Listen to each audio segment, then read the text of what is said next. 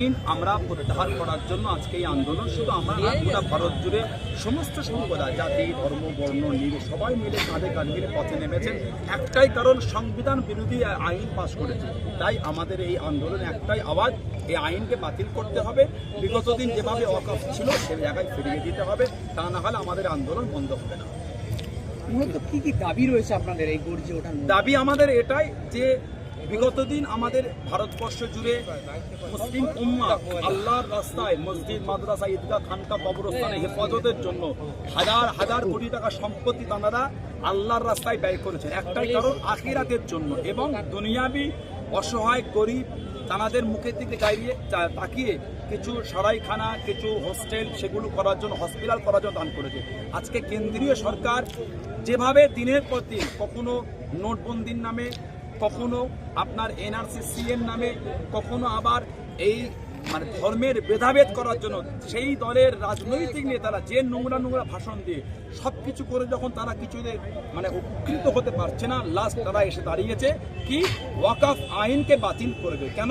যাতে করে মুসলিম উম্মাহ খেপে ওঠে, ভারতবর্ষের পরিবেশ ধ্বংস হয় এবং যেন তাদের করে কেউ প্রশ্ন করে রাজা তোর কাপুর কোথা। আমরা ছোটবেলায় পড়েছিলাম উলঙ্গ রাজা যে কবিতা, রাজা তোর কাপুর কোথা। কেন? কেন্দ্রীয় সরকার যে দুর্নীতি করে রেখেছে ভারতবর্ষে জুড়ে আজ 14 বছর কম বেশি ধরে, কেউ না তাকে প্রশ্ন করে রাজা তোর কাপুর কোথা। রাজা তোর ডেভেলপ হই না, এডুকেটেড না, স্বাস্থ্য না, সমাজের মধ্যে সবকা সাথ সবকা বিকাশ না, মেকিং ইন্ডিয়া না, বেটি বাঁচাও বেটি পড়াও, যে আন্দোলনগুলো সবই যখন ব্যর্থ হয়েছে সেই ব্যর্থ ঢাকার জন্য আজকে ভারতবর্ষে অস্থির পরিবেশ তৈরি হয়েছে। এই যে ওয়াকফ বিরোধী একটা আইন পাস হয়েছে বলে আপনারা দাবি করছেন, এই অনেকে তো সমর্থনে নেমেছে, প্রচারে নেমেছে, কোনগুলো করতে বলবেন আর কোনগুলো বাধা দেবে? আপনি একটা বিষয় দেখেন, সেটা আমাদের যারা মুসলিম পার্সোনাল ল বোর্ডের যারা দায়িত্বপ্রাপ্ত আছেন বা মুসলিম উম্মাহ যারা দায়িত্ব নিয়ে এই ওয়াকফের কোন কোন আইন, কোন কোন ধারা আমার ধর্মের বিধানকে লঙ্ঘন করে সেগুলো তারা কোর্টে, সুপ্রিম কোর্টে দাখিল করেছে এবং সেদিনকে পার্লামেন্টে তারা বর্ণনা করেছেন। আজকের বিষয় হলো, যারা বলছেন পথে নেমেছে 500 টাকা দিলে আপনার নোংরা কাজ করেন, আপনি আপনার দুঃখ নেবেন, আমি উদাহরণ 500 টাকা দেন, আপনি আপনার পাশে 3টে লোকের দাঁড়িয়ে যাবে।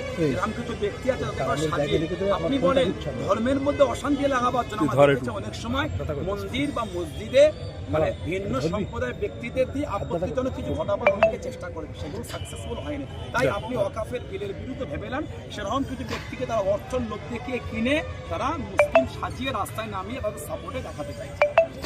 এনআরসির সময় বাংলার মুখ্যমন্ত্রী বলেছিল আমার বাংলা এনআরসি হতে দেবো না, সেখানে সব ধর্মের লোক ছিল। এখন মুখ্যমন্ত্রী কোনো কথা বলছে না এই বিষয়ে। আমি গতকালকে দেখলাম তিনি একটা বার্তা দিয়েছেন, আপনারা আমরা বিশ্বাস রাখেন যে আমি এই ওয়াকফের আইন বাংলায় হতে দেবো না। তারপরও আমি বলবো এই বিষয়টা আমার বলার নয়, এটা তাঁর রাজনৈতিক কোনো দলের নেতাকে বললে তিনি সুন্দর উত্তর দিতে পারবেন। বাংলার জনগণ হিসাবে বাংলায় যেই দায়িত্ব আসুক, সেটা বাংলার জনগণের তিনি মন্ত্রী, সেই মন্ত্রীর কাছে আমরা বাংলার অপমার্জনা সাধন এটাই দাবি রাখবো। তিনি যেন তাঁর ব্যক্তিগত দায়িত্বে তিনি সুপ্রিম কোর্টে এই বিষয়ে একটা কেস করেন এবং সেই কেস যেন তিনি চালিয়ে যান, এই আপিল রাখবো এবং বাংলায় যেন তিনি সুন্দর পদক্ষেপ নেয়, সমস্ত সম্প্রদায়ের মানুষ সম্প্রীতি এলে মেন বলদ নিয়ে যেন বাংলায় শান্তিতে বসবাস করে। আপনাদের আগামী দিন কি পদক্ষেপ থাকবে? আমাদের আগামী দিন পদক্ষেপ আছে, আরো বাংলায় কিছু বিভিন্ন জায়গায় সভা হবে। 16 তারিখে সুপ্রিম কোর্টে আলোচনা আছে ওয়াকফের ওপরে। সেদিন কি বার্তা বা কি সেদিন ভেসে আমাদের কাছে এসে পৌঁছায় বার্তা, সেই বার্তার উপর ডিপেন্ড করে আমাদের সামনের কাতারে যে সমস্ত নেতৃত্বরা আছেন, অল ইন্ডিয়া মুসলিম পার্সোনাল ল বোর্ড সহ ফুরফুরা শরীফ বাংলা একটা বিরাট ভূমিকা রাখে।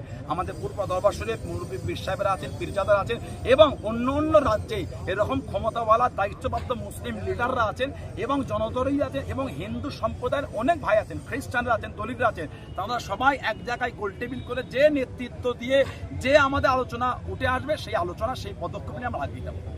কিছু বলে ঠিক আছে।